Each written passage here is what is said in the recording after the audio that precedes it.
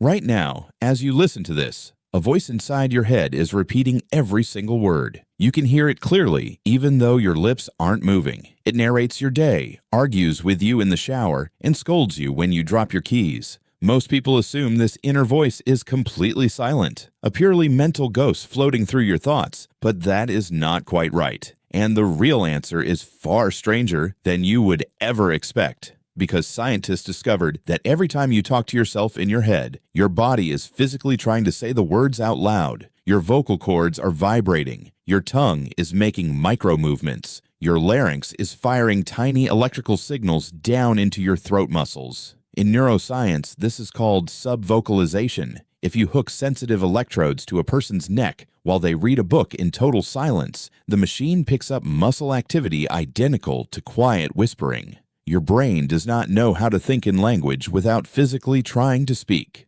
Think about that for a second. You aren't just thinking thoughts. You are physically stifling a conversation every second of your waking life.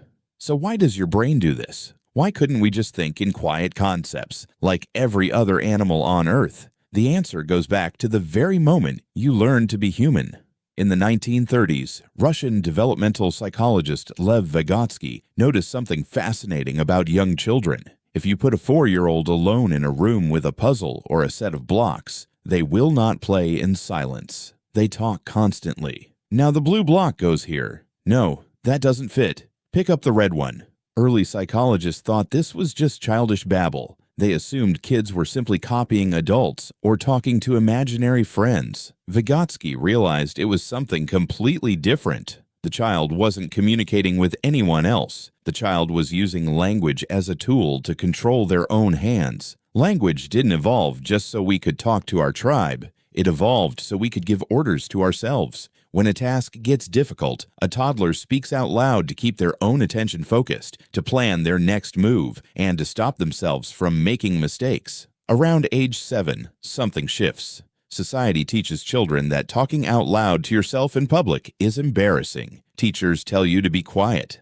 So the child stops talking out loud. The private speech doesn't vanish. It goes underground. It folds inward, collapsing into the silent, lightning-fast internal monologue you carry right now. You didn't stop talking to yourself when you grew up. You just closed your mouth. And that internal voice became the single most powerful software running inside your skull. In 2011, cognitive scientists at the University of Wisconsin ran an experiment to see what happens when you turn that voice off. They gave participants a visual search task. Find a specific item hidden in a cluttered image. When people were allowed to mutter the name of the item to themselves or say it internally, they found it almost instantly. Then the researchers blocked their internal voice by having them repeat an irrelevant syllable out loud, like the, preventing them from using inner speech. Their performance plummeted. Without the inner voice, their working memory stumbled. Their focus fragmented. Your internal monologue isn't background noise. It is an active cognitive steering wheel.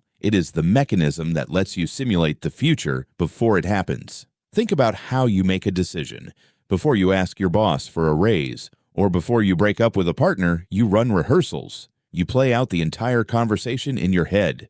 You predict what they will say. You craft your counterarguments, and you feel the anxiety before the moment ever arrives. No dog can rehearse tomorrow's argument. No chimpanzee can run a mock trial of an upcoming hunt inside its imagination. We are the only species that can live through a disaster 100 times in our head so we don't have to die from it in reality. Your inner voice is a biological simulator, and here is where it gets unsettling. Because when neuroscientists looked inside the brain to see who is actually talking, they found something that feels like a paradox.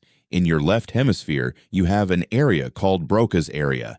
It creates speech. A few inches away sits Wernicke's area. It processes and listens to speech. When you speak out loud to another person, Broca's area fires, your mouth moves, and your brain sends a tiny inhibitory signal called an efference copy to your hearing centers. That signal basically whispers, "Do not panic. That sound was made by us. Ignore the echo." That is why you cannot tickle yourself, and why you don't jump when your own voice comes out of your mouth.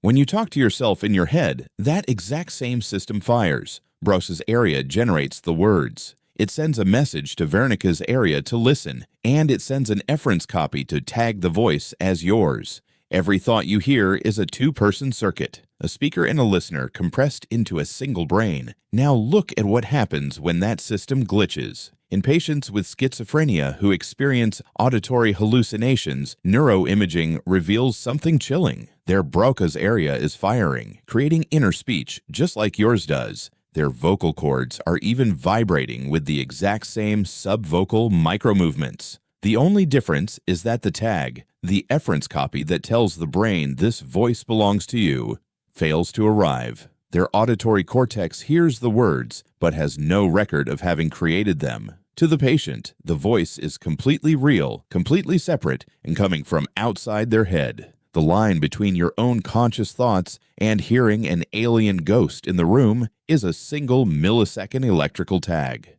That is how fragile the illusion of a unified self actually is. In the 1970s, psychologist Julian Jaynes put forward a controversial theory called the bicameral mind. He argued that before roughly 3,000 years ago, ancient humans didn't experience their inner thoughts as their own voice. When an ancient warrior felt a surge of adrenaline or an idea flashed into their head during battle, they didn't think, "I just made a decision." They heard a distinct, commanding voice, and they assumed it was Apollo, Yahweh, or the voice of their ancestors speaking to them from the clouds. Jaynes argued that human consciousness as we know it, the feeling that you own the voice in your head, is a very recent historical invention. Whether Jaynes was fully right or not, the biology remains undeniable. You are not a single solid mind. You are an ancient coalition of competing circuits. One part of your brain is generating ideas, anxieties, and random impulses. Another part is listening, judging, and desperately trying to keep the whole machine on track. And for millions of years, that endless internal debate was the only thing that kept your ancestors alive. It reminded them to look behind them in the dark. It forced them to remember where the predator lived. It rehearsed the hunt before the sun rose. Tonight, when you lie down in the dark and close your eyes, the world outside will go quiet. Your room will be still. There will be no screens, no notifications, and no one talking to you. The silence won't last, because the second the outside world stops making noise, the voice in your skull will pick right back up. It will replay an embarrassing thing you said 10 years ago. It will worry about a meeting tomorrow. It will ask you why you are still awake. When it does, don't get frustrated with it. That voice is not a flaw in your programming. It is the ancient, restless narrator that built human civilization, one private sentence at a time. You are just the one listening.